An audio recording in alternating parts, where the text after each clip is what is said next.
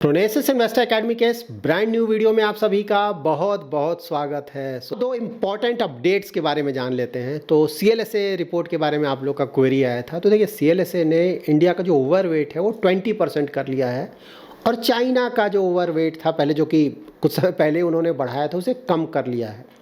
तो एक positive news है। मतलब बाहर के लोगों को भी लग रहा है कि इंडिया का परफॉर्मेंस आने वाले समय में, स्टॉक मार्केट का परफॉर्मेंस अच्छा रहेगा। और वो ओवरवेट क्यों बढ़ाया? क्योंकि उन्हें लगता है कि इंडिया का जो इकोनॉमिक कंडीशंस है रिलेटिवली स्टेबल है और उन्हें लगता है कि बाहर जो एफआईआईज़ का पैसा, क्योंकि पैसा तो लगातार निकल रहा है, अक्टूबर में 1 लाख करोड़ के आसपास निकल गया, नवंबर में भी ऑलमोस्ट 24-25,000 करोड़ के आसपास का पैसा निकल गया है। तो उन्हें लगता है कि ये जो पैसा निकला है वो वापस आ सकता है आने वाले दिनों में। तो इसीलिए वो पॉजिटिविटी आया है थोड़ा उन्हें इंडियन स्टॉक मार्केट्स को लेकर। सेकंड है कि जेफरीज ने बोला है कि इंडिया का जो मार्केट कैप है, स्टॉक मार्केट, जो स्टॉक मार्केट का मार्केट कैप है, वो 2030 तक 10 ट्रिलियन यूएस डॉलर्स तक हो सकता है। ठीक है, तो 2014 में अगर डेटा देखेंगे ना, तो हमारा मार्केट कैप था 1.2 ट्रिलियन यूएस डॉलर्स। सो 2014 से 24 10 ईयर्स में ही हमारा market cap 1.2 trillion US dollar से बढ़कर अबाउट 5 ट्रिलियन यूएस डॉलर्स का हो चुका है। और आने वाले 5-6 सालों में फिर से ये डबल कर जाएगा।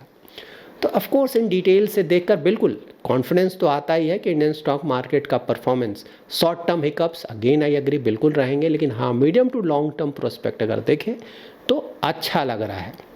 देखिए, अभी जो मार्केट गिरा है ना, about 10%, large cap, mid cap, small cap, रफली 10% के आसपास का जो गिरावट आया है अक्टूबर और नवंबर को देखें तो। ऑफकोर्स ये मैं सिर्फ इंडाइसिस लेवल पे बात कर रहा हूँ, इंडिविजुअल स्टॉक्स देखेंगे ना तो बहुत ज़्यादा गिरावट आया है, 30, 40, 50%। तो ये तो मैंने आप लोगों को कई बार बताया ना कि अगर क्वालिटी के साथ प्रॉब्लम है, अर्निंग ग्रोथ नहीं आएगा तो गिरेगा, या फिर वैल्यूएशन अगर बहुत ज़्यादा है तो गिरेगा। तो इसी कारण गिरा है। लेकिन हाँ, इंडाइसिस लेवल पे अभी भी अबाउट 10% के आसपास गिरा है। तो यहाँ पे देखिए, दो चीज़ें मैं आपको क्लियरली बता रहा हूँ, इसे आप ध्यान में रखें। फर्स्ट, देखिए, लोगों को ना कोविड के बाद खासकर जो लोग आए थे मार्केट में, उन्हें लगता था कि मार्केट कभी गिरेगा ही नहीं ना, पूरा इन्वेस्टमेंट कर दो, पूरा स्मॉल कैप में इन्वेस्ट कर दो। मतलब मार्केट, अगर जनरली जब मैं वीडियोस बनाता था ना, मतलब पहले तो मैं जनरली बोलता था, क्योंकि वैल्यूएशन ज़्यादा हो गया था, मैं बोलता था देखिए गिर सकता है, बी केयरफुल, शॉर्ट टर्म के लिए बहुत रिस्की है, मीडियम टू लॉन्ग टर्म तो ऑफकोर्स अच्छा है। तो वहाँ आप लोग के कुछ लोगों के कमेंट्स आते थे, नहीं आप तो डरा रहे हैं, मार्केट तो गिर ही नहीं सकता है। तो फाइनली एटलीस्ट उस तरह के लोगों को एक गाइडेंस मिला है मार्केट की तरफ से। देखिए, मार्केट सुप्रीम है, ठीक है, मार्केट यहाँ का बिग बॉस है, मार्केट जो चाहे करेगा। खासकर शॉर्ट टर्म में तो बहुत बहुत ज़्यादा रिस्की है, पूरा सेंटिमेंट का गेम है। तो एक ये कि भाई मार्केट गिर सकता है, एटलीस्ट जिन लोगों को लगता था नहीं गिरेगा तो उन्हें एटलीस्ट अब ये कॉन्फिडेंस आया होगा कि मार्केट गिर सकता है।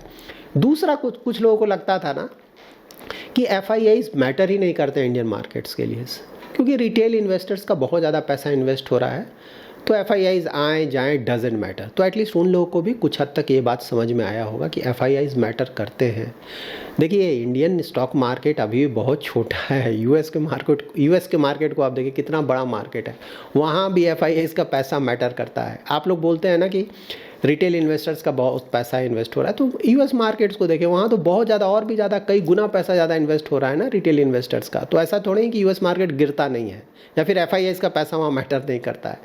तो एफआईआईज का पैसा बिल्कुल मैटर करता है। बट हाँ, ये बात बिल्कुल सही है कि इंडिया का जो रिटेल इन्वेस्टर है पैसा बहुत ज़्यादा इन्वेस्ट कर रहा है, इसीलिए इंडियन मार्केट्स में अभी तक, मतलब ये जो रिसेंट फॉल हुआ है 10%, उससे पहले की बात मैं बोल रहा हूँ, कोई बड़ा फॉल नहीं आया। जबकि 2022 में वर्ल्ड वाइड मेजर फॉल आया था, जब इंटरेस्ट रेट ऊपर जाना स्टार्ट हुए थे ना, तो बहुत बड़ा गिरावट आया था ज़्यादातर स्टॉक मार्केट्स में। लेकिन हाँ, इंडियन मार्केट्स उस समय भी फ्लैट रहा था, गिरावट नहीं आया था। बट हाँ, फाइनली हमारे यहाँ पे कितना रिटर्न आएगा ना, बहुत ज़्यादा रिटर्न आया। मार्केट्स बहुत ज़्यादा ओवर वैल्यूड हो गए, फिर मार्केट्स को थोड़ा बहाना चाहिए होता है गिरने का, ओवर वैल्यूड थे, गिरना ही था। तो पहले चाइना से बहाना मिला कि भाई चाइना थोड़ा स्टिमुलस ला रहा है, वहाँ का गवर्नमेंट, तो वहाँ का इकोनॉमी में थोड़ा इंप्रूवमेंट आ सकता है, उसके कारण शुरू में थोड़ा पैसा चाइना गया, तो इंडियन स्टॉक मार्केट्स वहाँ पे थोड़ा सा प्रेशर बना। उसके बाद अर्निंग सीजन स्टार्ट हुआ, कंपनीज का अर्निंग, मतलब प्रॉफिट ग्रोथ अच्छा नहीं आया रिजल्ट में, तो उसके कारण फिर और भी गिरावट इंडियन मार्केट्स में स्टार्ट हुआ। एफआईआईज लगातार बेच रहे हैं। लेकिन देखिए, एफआईआईज का जो सेलिंग है मोस्टली अब लास्ट स्टेज पे आ चुका है। क्यों मैं ऐसा बोल रहा हूँ? क्योंकि देखिए वैल्यूएशन का गेम है। इंडिया का जो ऑलरेडी मैंने 2 पॉइंटर्स आपको दिए ना, तो इंडिया का जो ग्रोथ स्टोरी है वेरी मच इंटैक्ट है medium to long term. Short term agree, short term में प्रॉब्लम्स थे, लेकिन देखिए कोई भी इन्वेस्टर है ना, जो ज़्यादातर इन्वेस्टर है मीडियम टू लॉन्ग टर्म के लिए जाते हैं। जो शॉर्ट टर्म के इन्वेस्टर हैं वो तो ऑलरेडी भाग चुके होंगे, ठीक है। तो ऐसा नहीं है कि सारे इन्वेस्टर सिर्फ शॉर्ट टर्म के लिए, जो शॉर्ट टर्म के इन्वेस्टर से भाग चुके हैं उन्हें थोड़ा ज़्यादा रिटर्न चाहिए था शॉर्ट टर्म में, तो कुछ चाइना चले गया, ज़्यादातर यूएस जा रहे हैं कि वहाँ ज़्यादा रिटर्न आ सकता है। लेकिन मीडियम टू लॉन्ग टर्म तो इंडिया ग्रोथ स्टोरी इंटैक्ट है। तो जो लॉन्ग टर्म इन्वेस्टर हैं वो तो भागे ही नहीं, वो तो अभी भी हैं। और जो शॉर्ट टर्म वाले इन्वेस्टर्स हैं वो भागे हैं ना, वो फिर से वापस आएंगे जब इंडियन स्टॉक मार्केट का जो वैल्यूएशन है वो रीजनेबल हो जाएगा। तो देखिए लार्ज कैप में ही उनका ज़्यादातर इन्वेस्टमेंट होता है एफआईआईज़ का, तो लार्ज कैप में अच्छा खासा गिरावट आ चुका है। लार्ज कैप के लिए 10% का गिरावट अच्छा खासा गिरावट माना जाएगा, क्योंकि लार्ज कैप में वैल्यूएशन कोई बहुत ज़्यादा नहीं था। इसीलिए मैं फिर से वही मेंटेन कर रहा हूँ जो कि मैंने बोला था आपको ना कुछ समय पहले, कि यहाँ से 3-4% पे अगर लार्ज कैप और गिर जाता है तो वैल्यूएशन बहुत अट्रैक्टिव हो जाएगा इंडिया में जो लार्ज कैप स्टॉक्स हैं। तो वहाँ से फिर एफआईआईज़ का बेचने का मतलब नहीं बनता, लगता नहीं कि वहाँ से फिर और भी ज़्यादा मतलब बेचेंगे। और एक बार उन्होंने बेचना बंद कर दिया, ठीक है, एफआईआईज़ ने, और उसके बाद ख़रीदना भी अगर स्टार्ट कर दिया तो देखेंगे लार्ज कैप्स का परफॉर्मेंस इंप्रूव होगा। यहाँ पे देखिए कुछ हद तक कंसर्न है मिड कैप स्मॉल कैप, क्योंकि वहाँ पे वैल्यूएशंस अभी भी ज़्यादा है। इनफैक्ट ये बहुत सरप्राइजिंग है ना कि large cap mid cap small cap तीनों ही लगभग बराबर ही गिरा है क्योंकि वैल्यूएशन तो मिड कैप स्मॉल कैप का ज़्यादा था, तो आइडियली उसे ज़्यादा गिरना चाहिए था। तो इसका एक रीज़न आप ये बोल सकते हैं कि लार्ज कैप को रिलेटिवली कम गिरना था, ज़्यादा गिर गया क्योंकि एफआईआईज़ बेच रहे हैं, ठीक है। मिड कैप स्मॉल कैप में और भी ज़्यादा गिरावट आना चाहिए था, नहीं आया। उसका एक रीज़न है मे बी रिजल्ट्स, अगर आप देखें ना खासकर मिड कैप कंपनीज़ का, क्योंकि सबसे ज़्यादा वैल्यूएशन मिड कैप में है। तो रिलेटिवली मतलब रिजल्ट्स वहाँ भी कुछ कंपनीज़ के ख़राब हैं ऐसा नहीं है, लेकिन हाँ रिलेटिवली अगर आप देखें लार्ज कैप के मुकाबले तो काफ़ी सारे वहाँ कंपनीज़ आपको मिल जाएंगे जिनका रिजल्ट्स ठीक ठाक आया है। तो वो भी एक कॉन्फिडेंस देता है मार्केट को ना मिड कैप स्पेस में। तो इसलिए भी ये भी एक रीज़न है, ऐसे और भी रीज़न्स हैं, लेकिन ये भी एक रीज़न है जिसके कारण अभी तक मिड कैप के स्टॉक जितना गिरना चाहिए था इंडाइसिस लेवल पे उतना नहीं गिरा है। बट हाँ फ्यूचर में और भी गिरावट एक्सपेक्ट किया जा सकता है। देखिए आज मार्केट ऊपर गया, बहुत अच्छी बात है, लेकिन जो प्रॉब्लम्स हैं मार्केट के ना, ओवर वैल्यूएशन खासकर मिड कैप स्मॉल कैप, वो बना हुआ है। तो यहाँ से अगर थोड़ा बहुत और गिरावट आ जाए तो वो सरप्राइजिंग नहीं होगा, उसके लिए मेंटली हमें प्रिपेयर्ड होना चाहिए। बट एनी हाउ देखिए मैं हमेशा बोलता हूँ शॉर्ट टर्म तो प्योर लक है ना। देखिए अभी कोविड के बाद से क्या हुआ कि लगातार ना मार्केट ऊपर गया है, तो इस कारण क्या हुआ कि आपका लक और स्किल, ठीक है, ये दोनों अलग अलग चीज़ है, लक और स्किल, तो इसमें कोई भी डिफरेंस नहीं था। जब बुल मार्केट होता है ना तो आप कहीं भी पैसा लगा दें, कहीं भी, ख़राब हो अच्छा हो, डजेंट मच मैटर, ज़्यादा चांसेस होते हैं कि आपको अच्छे खासे रिटर्न मिल जाएंगे। तो बुल मार्केट में ज़्यादातर लोगों को ऐसा लगने लगता है ना कि उनके पास बहुत अच्छा स्किल है, तो वो उनका बहुत अच्छा स्किल इसलिए लगता है क्योंकि वो बुल मार्केट है, ठीक है। अब जो है सो बुल मार्केट थोड़ा रेस्ट ले रहा है, ठीक है। तो अब यहाँ पे देखिए, क्योंकि इंडिया में ऐसा नहीं लगता कि बुल मार्केट खत्म हो गया ना, इंडिया तो अभी डिकेडल स्टोरी, कई डिकेड्स तक बहुत अच्छा करेगा। तो ये थोड़ा आराम कर रहा है, बुल थोड़ा थक गया है, ठीक है। तो एक बार थोड़ा ना वैल्यूएशंस अट्रैक्टिव हो जाए फिर से आप देखेंगे ऊपर जाएगा। तो यहाँ पे समझने की बात ये है कि देखिए अभी तक रिटर्न्स आया, बहुत अच्छी बात है, लेकिन अब आप संभल जाएं और सोच समझ कर इन्वेस्टमेंट करें। अब स्किल और लक में डिफरेंस होगा, अब लक के भरोसे आप इन्वेस्टमेंट नहीं करें, वहाँ प्रॉब्लम हो जाएगा, ठीक है। यहाँ पे स्किल का यूज़ करें। तो स्किल का मतलब क्या है, मैं हमेशा आप लोग बताएं, स्किल का मतलब ये हुआ कि लक के भरोसे नहीं रहे, मतलब शॉर्ट टर्म के लिए इन्वेस्टमेंट बिल्कुल ना करें ना। फ्यू मंथ्स, फ्यू डेज या फ्यू आवर्स, कुछ घंटों का इन्वेस्टमेंट लोग करते हैं। तो ये सब अगर आप नहीं करें एज अ रिटेल इन्वेस्टर, तो ये जिसको बहुत ज़्यादा मार्केट का आइडिया है, सालों से कर रहा है, बहुत ज़्यादा पैसा है, उसको जो करना है करने दीजिए, ठीक है। लेकिन रिटेल इन्वेस्टर जिसको मार्केट का ज़्यादा आइडिया नहीं, वो इन चक्करों में ना पड़े, ठीक है। खासकर जब लिमिटेड पैसा है तो बिल्कुल इन चक्करों में ना पड़े। दूसरा पॉइंट आपको ध्यान रखना है कि अगर आप म्यूचुअल फंड में इन्वेस्टमेंट करते हैं, मार्केट का ज़्यादा आइडिया नहीं है, तो sector fund, thematic fund, factor fund से दूर रहें, सिर्फ डाइवर्सिफाइड फंड्स के लिए जाएं। कई बार मैं रिपीट कर चुका हूं, बट देखिए ये हमेशा बताना ही पड़ेगा। कई बार नए इन्वेस्टर्स भी ना वॉच करते हैं यूट्यूब चैनल, तो उन्हें ये पता होना चाहिए मार्केट का ज़्यादा आइडिया नहीं है तो सिर्फ आप large cap, mid cap, small cap, flexi cap, multi cap, large and mid cap, सिर्फ यही इन्वेस्टमेंट करें। फैक्टर फ्यूचर फंड क्या होता है ना, वैल्यू हो गया, मोमेंटम हो गया, ये सब अगर आपको आइडिया नहीं है तब मैं बोल रहा हूँ, आइडिया है तो आप कहीं इन्वेस्टमेंट करें, आइडिया नहीं है तो इन चीज़ों से बच कर रहें, ठीक है। तो ये सब चीज़ आप ध्यान रखें, सेक्टर थीमेटिक फंड से बच कर रहें। उसी तरह से अगर आप स्टॉक में इन्वेस्ट करते हैं तो वहाँ पे क्वालिटी के लिए जाए, ठीक है। वो जंक स्टॉक्स, उनका समय अब चला गया है, वहाँ रॉन्ग नंबर लगेगा। या फिर वैसे स्टॉक्स जिनका परफॉर्मेंस कोई खास नहीं है, परफॉर्मेंस मतलब प्रॉफिट ग्रोथ देखिए ना, किस तरह का प्रॉफिट जनरेट कर रहा है, किस तरह का सेल्स ग्रोथ जनरेट कर रहा है, किस तरह का आरओई जनरेट कर रहा है। अगर वो सब अच्छा नहीं है और वैल्यूएशन ज़्यादा हो गया तो बिल्कुल दूर रहे। ये सब पेन पॉइंट्स है। इनफैक्ट ऑलरेडी आप देख रहे होंगे, अगर आपने इस तरह के स्टॉक्स में इन्वेस्टमेंट किया होगा तो बुरी तरह से गिरे होंगे। और अगर फंडामेंटल्स अच्छे नहीं हैं तो ये जो गिरा है ना, वापस आना मुश्किल है। आएगा भी तो थोड़ा बहुत वापस आएगा और फिर से गिर जाएगा, ठीक है। तो ये मार्केट स्किल का मार्केट है, यहाँ पे लक के भरोसे इन्वेस्टमेंट नहीं करें, बहुत प्रॉब्लम होगा। तो मीडियम टू लॉन्ग टर्म जाएं, अच्छा क्वालिटी रखें, तो वहाँ पे ऑफ कोर्स ज़्यादा प्रॉब्लम्स नहीं होना चाहिए। इंडियन इकोनॉमी जब तक अच्छी तरह से ग्रो करता रहेगा, इंडियन कंपनीज़ का परफॉर्मेंस अच्छा चलता रहेगा, तब तक आप यहाँ से अच्छे रिटर्न्स एक्सपेक्ट कर सकते हैं। गोल्ड पे भी गोल्डमैन सैक्स का रिपोर्ट आया है। उनका बोलना है कि दिसंबर 2025 तक गोल्ड $3000 पर ऑन्स जा सकता है। और अभी गोल्ड अगर आप देखें तो $2624 पर ऑन्स के आसपास है। तो यहाँ पर रफली अबाउट 14-15% का रिटर्न उन्हें लगता है कि गोल्ड और भी जनरेट कर सकता है। गोल्डमैन सैक्स को ऐसा क्यों लगता है कि गोल्ड अभी भी ऊपर जा सकता है? तो दो मेन रीजंस है जिसके बारे में पहले हम डिस्कस कर चुके हैं ना। पहला तो वर्ल्ड वाइड देखें तो बहुत सारे सेंट्रल बैंक्स आपको मिल जाएंगे जो कि गोल्ड खरीद रहे हैं, तो उसके कारण ऑफकोर्स डिमांड आता है।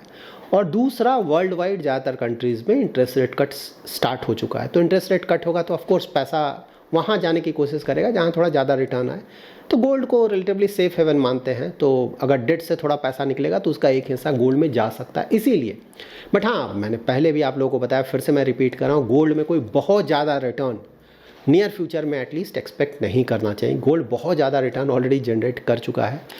और ज़्यादातर जो वर्ल्ड वाइड इश्यूज़ थे ना, मोस्टली ऐसा लग रहा है काफ़ी हद तक कि सेटल होने जा रहा है। तो वर्ल्ड में जब भी प्रॉब्लम आता है तभी गोल्ड ऊपर जाता है। तो अगर वर्ल्ड में ऑफ कोर्स आने वाले समय में अगर कोई मेजर प्रॉब्लम आ जाता है तो गोल्ड में फिर से आप हाई रिटर्न एक्सपेक्ट कर सकते हैं। बट मोस्टली ऐसा लग रहा है ज़्यादातर केसेस में कि चीज़ें थोड़ी बहुत अब सेटल करना स्टार्ट हो गई हैं। इसीलिए गोल्ड से कोई बहुत ज़्यादा रिटर्न एटलीस्ट नियर फ्यूचर में हमें एक्सपेक्ट नहीं करना चाहिए। यहाँ पे इंटरेस्टिंग क्वेश्चन ये आ सकता है कि सेंट्रल बैंक्स इतना ज़्यादा गोल्ड क्यों खरीद रहे हैं ना। चाइना का सेंट्रल बैंक ने काफ़ी गोल्ड खरीदा था, इंडिया सेंट्रल बैंक गोल्ड खरीद रहा है, रसिया का सेंट्रल बैंक गोल्ड खरीद रहा है, और भी दूसरे सेंट्रल बैंक्स को देखें तो वहाँ भी गोल्ड खरीदे जा रहे हैं। तो देखिए, गोल्ड तो सेंट्रल बैंक्स हमेशा ही रखता है, पहले से ही रखता है, ऐसा नहीं कि नहीं रखता है। लेकिन हाँ, रिसेंट टाइम्स में थोड़ा ये और बढ़ा रहे हैं अपना। क्यों बढ़ा रहे हैं? तो मोस्टली देखिए हुआ क्या है ना कि जब रसिया और यूक्रेन का वॉर स्टार्ट हुआ तो उस समय रसिया का जो बाहर पैसा था, ठीक है, इन्वेस्टमेंट्स थे, उसमें से ज़्यादातर पैसे को ब्लॉक कर दिया गया। मतलब रसिया उस पैसे को यूज़ नहीं कर सकता है। ऑलमोस्ट 50% ऑफ उनका जो रिजर्व्स है बाहर था, उसे ब्लॉक कर दिया गया। और वही जो पैसा ब्लॉक किया गया ना, उसी पैसे से यूक्रेन को हेल्प दिया जा रहा है। तो आप समझ सकते हैं कितना बड़ा प्रॉब्लम, तो किसी भी कंट्री के लिए कितना ज़्यादा रिस्की है। आज ये रसिया के साथ हुआ है, हो सकता है वो ना बाद में किसी और के साथ भी हो सकता है। मान लीजिए इंडिया का इन्वेस्टमेंट यूएस में बहुत ज़्यादा है, ठीक है। अब वहाँ पे इंडिया का मान लीजिए किसी के साथ प्रॉब्लम होता है और फिर यूएस को वो पसंद नहीं आता है कि नहीं, इंडिया क्यों लड़ाई कर रहा है, यूएस ने पूरा ब्लॉक कर दिया या फिर यूरोप ने पूरा ब्लॉक कर दिया। क्योंकि रसिया का तो अभी वही हुआ है, यूएस और यूरोप ने पूरा ब्लॉक कर दिया, तो उसके और प्रॉब्लम हो रहा है। तो इसीलिए चाइना, खासकर चाइना का तो प्रॉब्लम चल ही रहा है ना, यूएस से भी प्रॉब्लम चल रहा है, यूरोप से भी प्रॉब्लम चल रहा है, तो वो तो और भी डरा हुआ है। तो वो बिल्कुल चाहेगा कि भाई ज़्यादा ज़्यादा गोल्ड के फॉर्म में रखे, अपने देश के अंदर रखे, प्रॉब्लम आएगा तो उसे यूज़ कर सकता है। इंडिया भी मतलब देखिए, सभी को थोड़ा डर रहता है, फ्यूचर नोबडी नोज ना, फ्यूचर में क्या होगा। तो इसीलिए ज़्यादातर जो सेंट्रल बैंक्स हैं चाह रहे हैं कि भाई गोल्ड एक तो हम इन्वेस्टमेंट करें। पहले ना बहुत ज़्यादा इन्वेस्टमेंट यूएस के ट्रेजरी बिल्स में होता था, यूएस के बॉन्ड्स में होता था। तो वहाँ पहले के मुकाबले अभी भी है, बिल्कुल वो होता रहेगा क्योंकि यूएस को सेफ हेवन माना जाता है। लेकिन हाँ, पहले के मुकाबले थोड़ा कमी आ रहा है वहाँ। तो बहुत सारे सेंट्रल बैंक्स गोल्ड पे इन्वेस्टमेंट कर रहे हैं, गोल्ड को अपने पास रख रहे हैं कि भाई इकोनॉमी में किसी तरह का प्रॉब्लम आया, दूसरे कंट्री से किसी तरह का प्रॉब्लम आया, तो हम दूसरे पर डिपेंडेंट नहीं रहेंगे, हम उसे यूज़ करके अपनी इकोनॉमी को चला पाएंगे। अब देखिए, जान लेते हैं ना कि वर्ल्ड वाइड अगर आप देखें तो कौन से कंट्रीज़ हैं जिनका परफॉर्मेंस स्टॉक मार्केट वाइज मैं डिस्कस कर रहा हूँ, जहाँ से अच्छा परफॉर्मेंस एक्सपेक्ट किया जा सकता है। तो नंबर 1 तो फिलहाल बिल्कुल यूएस ही लग रहा है। उसके बाद नंबर 2 अगर आप बोलेंगे तो इंडिया आएगा, और नंबर 3 जापान आएगा, ये मेजर इकोनॉमीज़ की मैं बात बोल रहा हूँ। तो यूएस क्यों अच्छा कर सकता है कि देखिए यूएस में ट्रम्प आने वाले हैं, जैन में आ जाएंगे, फेब ऑनवर्ड्स उनका काम धंधा स्टार्ट हो जाएगा। तो वो दो चीज़ें वो बोल रहे हैं करने के लिए। नंबर वन बोल रहे हैं टैक्स कट करेंगे, ठीक है। टैक्स कट मतलब कि कॉरपोरेट्स का मतलब जो कंपनीज टैक्स पे करते हैं उसे थोड़ा कम कर देंगे। एचएनआईज जो टैक्स पे करते हैं वहाँ पे थोड़ा कटौती आएगा। देखिए इंडिया का आपको याद होगा ना, इंडिया में भी कॉरपोरेट टैक्स कट हुआ था, तो कॉर्पोरेट टैक्स कट करेंगे तो कंपनीज का प्रॉफिट बढ़ जाएगा। तो इंडिया में बुल रन आने का एक बड़ा रीज़न वो भी था। इंडिया में जो गवर्नमेंट आया था उस समय ना, कुछ सालों पहले उन्होंने कॉर्पोरेट टैक्स कट कर दिया था, तो इंडियन कंपनीज का प्रॉफिट उसके कारण ऊपर चला गया था। तो देखिए यूएस में बिल्कुल इससे फ़र्क पड़ेगा, तो कंपनीज़ का प्रॉफिट ऊपर जाएगा, तो ऑफ कोर्स उनसे आप अच्छा खासा रिटर्न भी एक्सपेक्ट कर सकते हैं स्टॉक मार्केट में उन कंपनीज़ के स्टॉक से। दूसरा, जब आप इंडिविजुअल्स का टैक्स कट करेंगे तो ऑफ कोर्स उनके पास पैसा ज़्यादा आएगा, तो ना वो खर्च ज़्यादा करेंगे, तो उसके कारण इकोनॉमी में डिमांड बढ़ेगा। तो इन चीज़ों के कारण आपका इकोनॉमी को एक बूस्ट मिलता है। तो जब इकोनॉमी में थोड़ा बूस्ट मिलेगा, कंपनीज़ का परफॉर्मेंस इंप्रूव होगा, तो ऑफकोर्स स्टॉक मार्केट भी ऊपर जाएगा। तो ये लॉजिक है इसके पीछे। लेकिन यहाँ पे कुछ चैलेंजेस भी हैं। मैंने पहले भी आप लोग को ये बताया है कि चैलेंज क्या हो सकता है कि देखिए अगर आप टैक्स कट करेंगे तो सरकार का रेवेन्यू कम हो जाएगा, सरकार को और भी ज़्यादा लोन लेना पड़ेगा गवर्नमेंट चलाने के लिए। तो अब और भी ज़्यादा आप लोन लेंगे, बजट डिफिसिट आपका और भी बढ़ने जाएगा, तो ये 35 जो ट्रिलियन यूएस डॉलर ये और भी तेज़ी से ऊपर जाएगा। तो जब भी गवर्नमेंट का डेट बढ़ता है तो ऑफकोर्स ओवरऑल जब इंटरेस्ट रेट उस इकोनॉमी में देखेंगे थोड़ा बढ़ने लगेगा, ठीक है। इसीलिए अगर आप देखें ना तो यूएस में थोड़े टेंशन्स आ रहे हैं। इंटरेस्ट रेट पहले कट का लग रहा था लगातार कट होता रहेगा, लेकिन अब इंटरेस्ट रेट कट को लेकर थोड़ा कन्फ्यूजन आ गया। पहले लग रहा है दिसंबर में आराम से रेट कट है एटलीस्ट 25 बेसिस पॉइंट्स का, अब वो डाउटफुल हो गया है, होगा नहीं होगा देखना होगा। इनफैक्ट ज़्यादा चांसेस हो गया कि दिसंबर में शायद रेट कट ही ना हो यूएस में, और आने वाले समय में भी जो रेट कट साइकिल हो थोड़ा कमेगा। तो यहाँ पे अगेन इशू ना, ट्रम्प चाहेंगे कि जितना ज़्यादा रेट कट हो, लेकिन सेंट्रल बैंक तो ऑफ कोर्स उसे इकोनॉमी भी देखना है। तो वहाँ पे जब आप ज़्यादा टैक्स कट कर दे लगेंगे, और सेकंड टैरिफ्स, ट्रम्प ये भी बोल रहा है टैरिफ बढ़ा देंगे, मतलब चाइनीज़ कंपनीज़ पे टैरिफ 60% 100% बढ़ा देंगे, दूसरे कंट्रीज़ पे भी 10-20% टैरिफ बढ़ा देंगे। टैरिफ बढ़ाओगे उसके बाद अगर ना आपके कंट्री में सामान बिक रहा है तो ऑफकोर्स वो महंगा हो जाएगा, तो वहाँ भी इन्फ्लेशन आपका बढ़ेगा। उसके कारण भी लोगों के पास ज़्यादा खर्च है, वो पैसा ज़्यादा खर्च करेंगे तो इन्फ्लेशन बढ़ेगा, इन्फ्लेशन बढ़ेगा तो अगेन इंटरेस्ट रेट ऊपर रहेगा। तो ये सब चैलेंजेस हैं। इसीलिए वहाँ का जीसेक अगर आप देखेंगे ना तो और भी यहाँ ट्रम्प जब अनाउंस हुआ कि आने वाले, तो उस समय भी थोड़ा और तेज़ी से ऊपर गया था। 10 ईयर जीसेक 4.5% क्रॉस कर गया था, अब थोड़ा सा नीचे आया है। तो ये सब चैलेंजेस हैं। तो देखिए हर एक चीज़ का प्लस माइनस है। तो शॉर्ट टर्म बिल्कुल ऐसा लग रहा है कि टैक्स कट होगा तो उसके कारण stock market, US stock market में अच्छा रिटर्न्स आ सकता है, बिल्कुल सही बात है, ऐसा लग रहा है। लेकिन ऑफ कोर्स यहाँ पे ये प्रॉब्लम्स भी आएंगे जो कि मैंने आपको डिस्कस किया यूएस मार्केट्स में। तो देखते हैं मीडियम टू लॉन्ग टर्म कैसा चलता है। दूसरा इंडिया, तो इंडिया तो ऑलरेडी हम कई बार डिस्कस कर चुके हैं। शॉर्ट टर्म हिकअप्स है, नो डाउट। अर्निंग इस बार का बुरी तरह से हिट हुआ है, एफआईआईज बेच रहे हैं। एफआईआईज को सिर्फ रिटर्न से मतलब है, एक बार हमारा वैल्यूएशन अट्रैक्टिव हो जाएगा, अर्निंग थोड़ा इंप्रूव हो जाएगा, फिर से वापस आ जाएंगे, तो वो कोई मेजर कंसर्न नहीं होना चाहिए। तो यहाँ पे ना ऐसा लगता है थर्ड क्वार्टर के ज़्यादातर अगर पैरामीटर्स देखेंगे तो इम्प्रूवमेंट स्टार्ट हुआ है, ठीक है।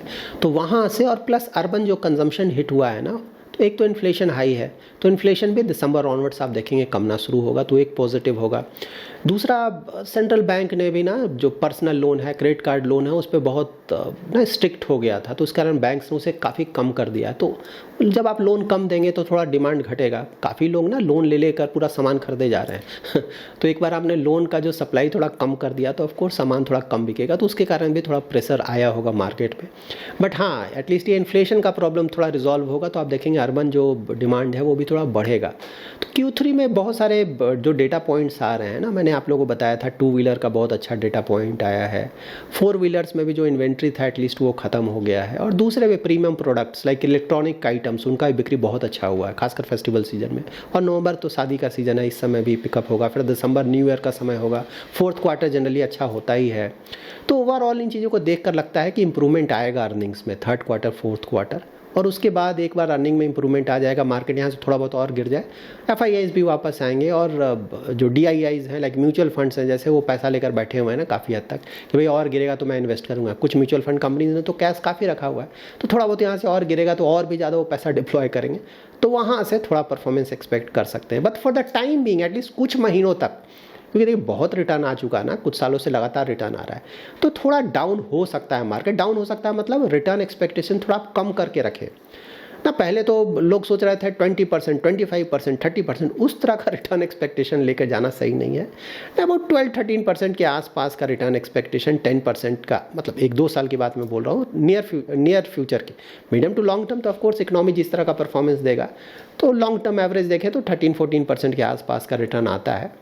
बट हाँ, अभी थोड़ा मार्केट बहुत ज़्यादा रिटर्न दिया तो एवरेज आउट करेगा, तो मे बी 10-12% के आसपास का नियर फ्यूचर में, तो उस तरह का। Again medium to long term doesn't matter ना, एवरेज आउट होकर आपको अच्छे खासे रिटर्न मिल जाएंगे। So that's it in this video. अगर आपको ये वीडियो पसंद आया है तो जरूर लाइक एंड शेयर करें। पहली बार हमारे यूट्यूब चैनल पे आए हैं तो चैनल को जरूर सब्सक्राइब करें। इस वीडियो से रिलेटेड कोई भी क्वेरी है तो आप कमेंट में जरूर मैंशन करें। मैं आने वाले वीडियोज़ में ट्राई करूँगा उन क्वेरीज़ को आंसर करने का। Thanks lot for watching.